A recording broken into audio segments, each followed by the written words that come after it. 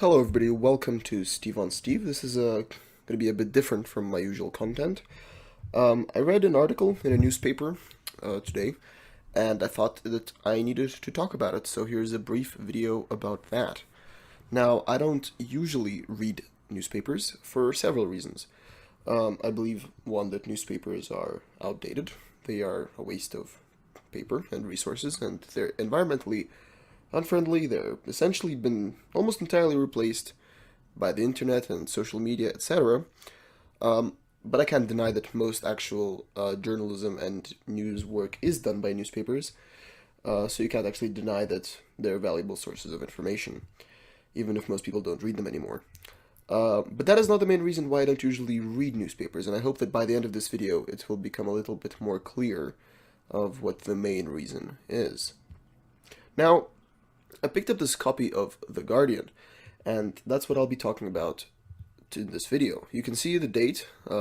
This is not some old copy that I've been thinking about for a long time. This is a very impromptu, out of the blue video that I hope won't be too long. I just have a few thoughts about it.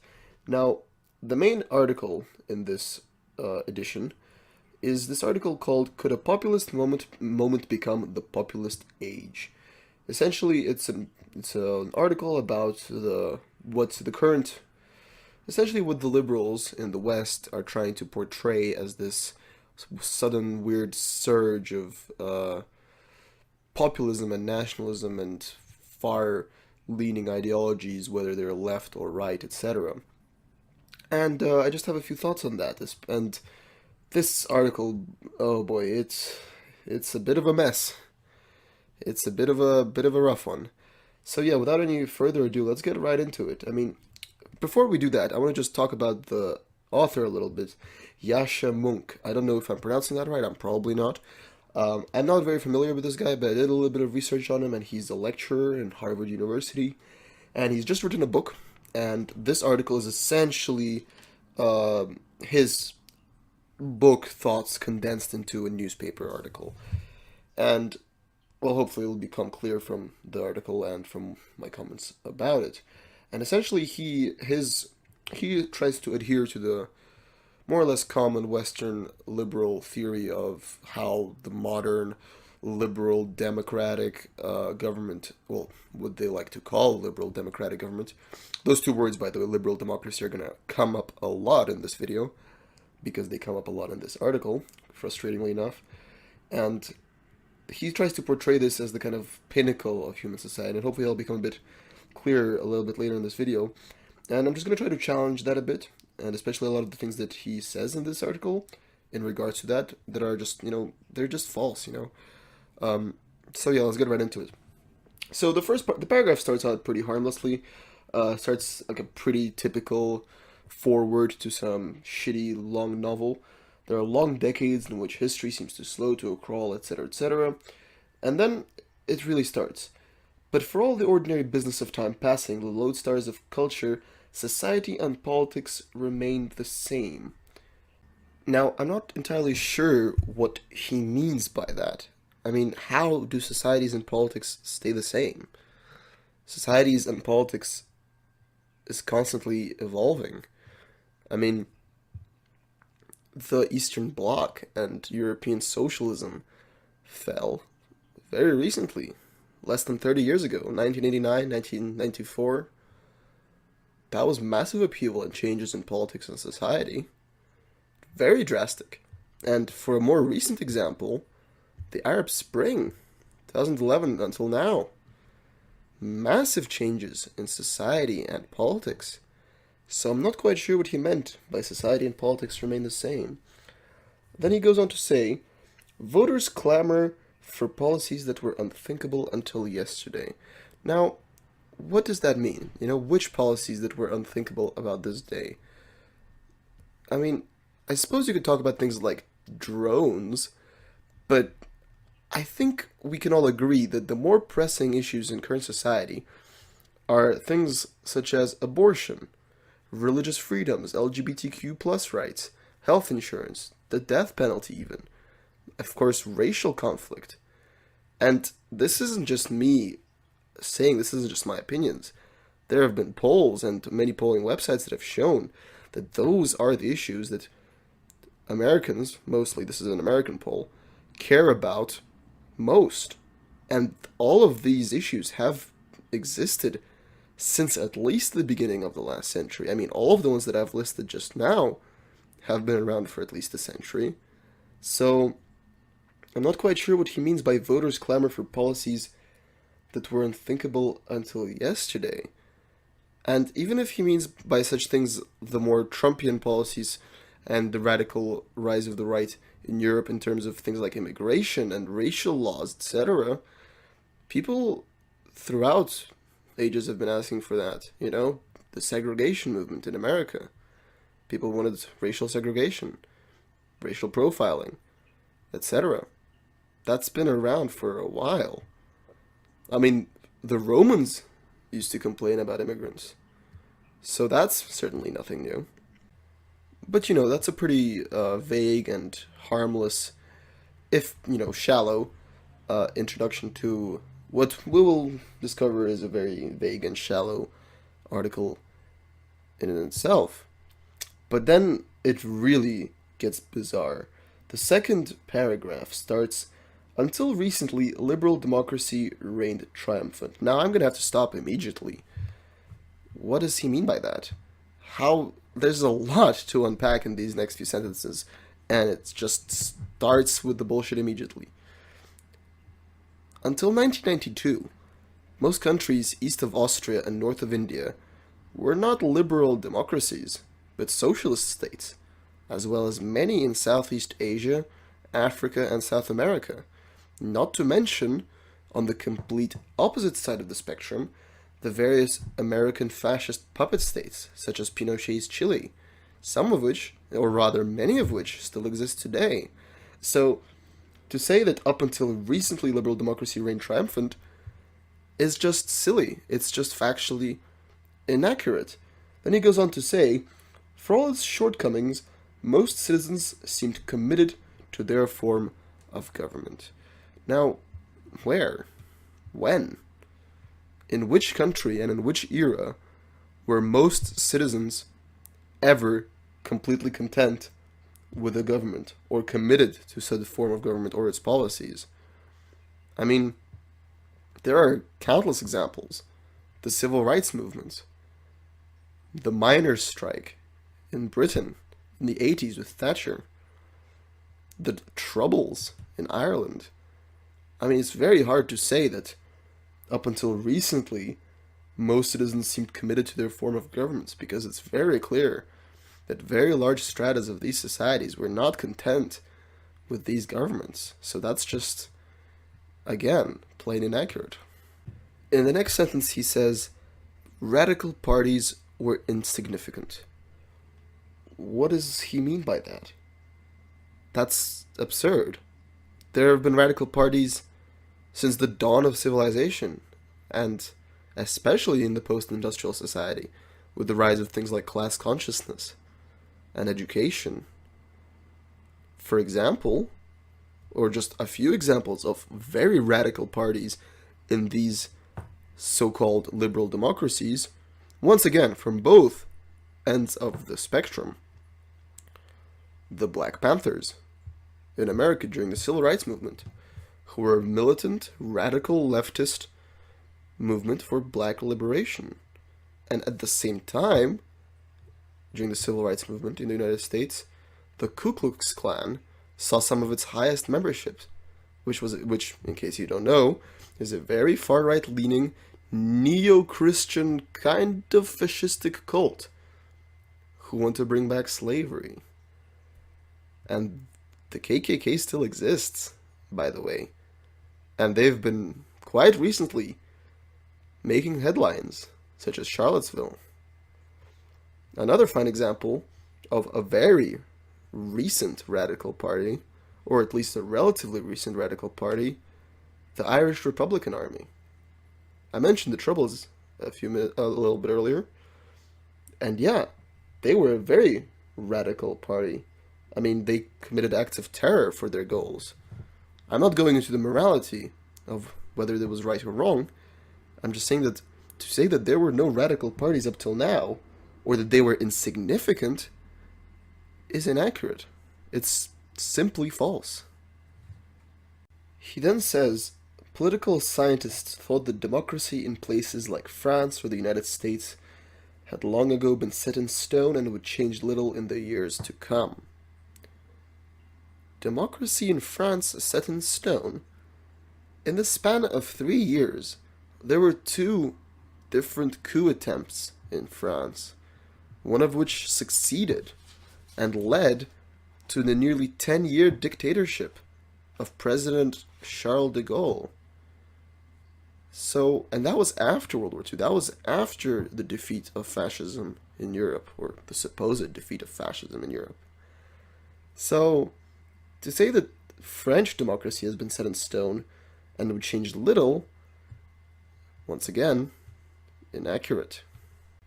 I suppose part of the point that I'm trying to bring across in this video is that this article is very shallow in its analysis and interpretation of history. For example, a few lines down it says, citizens have long been disillusioned with politics, now they have grown restless, angry, even disdainful. Citizens have always been angry, disdainful, etc. I mean, we have had revolutions in the past. There was the Great Bolshevik Revolution in Russia, there was the Cuban Revolution, and even before that, there were the revolutions of 1848, there was the Paris Commune. Even before that, the French Revolution. So just to say that now people are disillusioned and are growing restless, it's silly, it's just ignoring history. And this might seem pedantic and nitpicky, but I'm just trying to point out how we mustn't accept these so-called articles and this so-called journalism that just lies to us. It treats us like idiots. It tries to paint over history by using rhetoric and just saying big, impressive sounding words that make it feel like everything is going smoothly and history is progressing and only now things are being radical and changing, whereas that's just historically inaccurate. And continuing with the theme of the whole disillusioned people that are only now becoming restless, he ends the author of this article ends the paragraph by saying, now many of them have become fed up with liberal democracy itself. Now this comes up, as I mentioned, quite often in this article, and it's frustrating and it's silly. He says, liberal democracy itself. Liberal democracy is being presented by the author as some kind of supreme unquestionable ideology, and for someone to actually question it would be completely impossible. He's saying he presents it as the pinnacle of human societal and political development, or at least how he sees it in the West. It's silly, it's ignorant. I've mentioned before several different kinds of government types that have existed and still exist that are not liberal democracies, and that one could argue, depending on their politics, are better than liberal democracies. You know, in this video I'm not trying to paint one ideology as better than another. I'm just saying that he is doing that. He is presenting liberal democracy, or what he calls liberal democracy at least, as the supreme ideology, the supreme way of running a society, the best way of running a society. And that's not journalism. That's rhetoric. That's the same kind of demagoguery that he claims to be fighting against. That's the same kind of populist rhetoric that he, in this article, is trying to rally against. The paragraph after that is also quite fun. It goes like this. Donald Trump's election to the White House has been the most striking manifestation of democracy's crisis, but it is hardly an isolated incident. In Russia and Turkey, elected strongmen have succeeded in turning fledgling democracies into electoral dictatorships. Now, I don't have a lot to say about Turkey and Erdogan, but I do want to talk about Russia for a second here. I understand that the author is, by calling the electoral dictatorship, or by calling Russia an electoral dictatorship, he's referring to Vladimir Putin. And yes, I would agree with the author in that. Putin has created an electoral dictatorship, or rather, he is running an electoral dictatorship. But he is not the first one to be doing that in Russia. I mean, Fledgling democracy? I mean, is the author trying to say that this so-called fledgling democracy of Russia, after the fall of the Soviet Union, that was so great and free and liberal that Yeltsin, the first democratically elected president of Russia, had to dissolve parliament without authority to do so, and then when they tried to get rid of him, he overthrew the government by shooting at the parliament building with tanks. That doesn't sound like a fledgling democracy to me, or a liberal democracy. And then 3 years later, Yeltsin, in 1996, rigged the Russian elections with American help to prevent the communists from winning the election. Because his government, his democracy that he was running into the ground and ripping apart and selling off to the highest bidder, the people hated him, the parliament hated him. They tried to get rid of him before. He cracked down and destroyed them violently with tanks. In this election, he was about to be defeated by the communists, and he rigged the election with the help of the CIA. So, the author tries to paint this picture that the world is moving towards this kind of perfect, visionary, liberal, democratic world. And he's trying to say that, strongmen are only now corrupting this basis, only now corrupting this perfect utopian ideal of a society. Whereas this has been happening for a while. That's the point I'm trying to bring across. This has always been like that. In Russia, since the fall of the USSR, there was a strongman there from the very beginning. Putin right now isn't the first strongman. He isn't the one who turned this fledgling democracy, as he likes to call it, into an electoral dictatorship. Now, a couple of paragraphs down, he ends one of the paragraphs by saying how he's trying to show how a liberal democracy, as he calls it, should run compared to how it is being run right now by people like Trump. He says, the opposition confirms a competent judge, etc., etc., and strikes an imperfect compromise about the budget rather than letting the government shut down. This is, of course, alluding to the government shutting down under Trump. Because, of course, the American government never shut down before. In the next few paragraphs, the author talks about the rise of right-wing parties in Europe, such as Marine Le Pen, and in Austria, and etc. And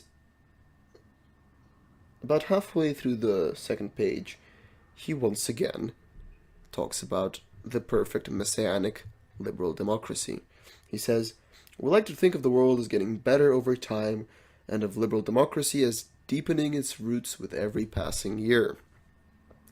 Again, the same blasé statement that implies that all of society collectively appraises and accepts liberal democracy and that there can be no other way of running a successful society, that this is the only way. I hope that I've been able at this point to at least somewhat challenge these claims with the things that I've said, but more importantly, I hope I've brought across that this is not journalism. He is presenting his opinion as fact. He is trying to fight against populism and identitarianism and identity politics and demagoguery. However, this entire article is nothing but vague statements that are ahistorical, some of which are just silly lies, some of which are probably just not researched, really.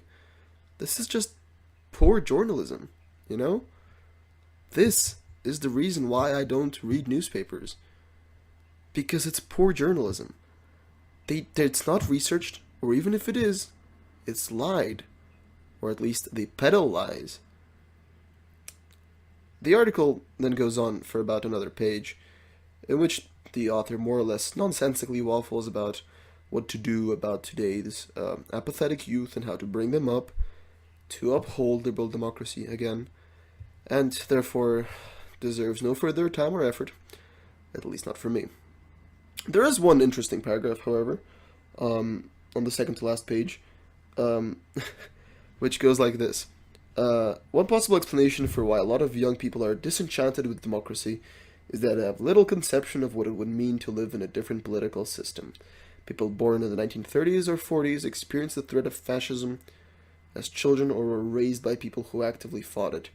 They spent their formative years during the Cold War, when fears of Soviet expansionism drove the reality of communism home to them. Now, that's that's a rant for another time.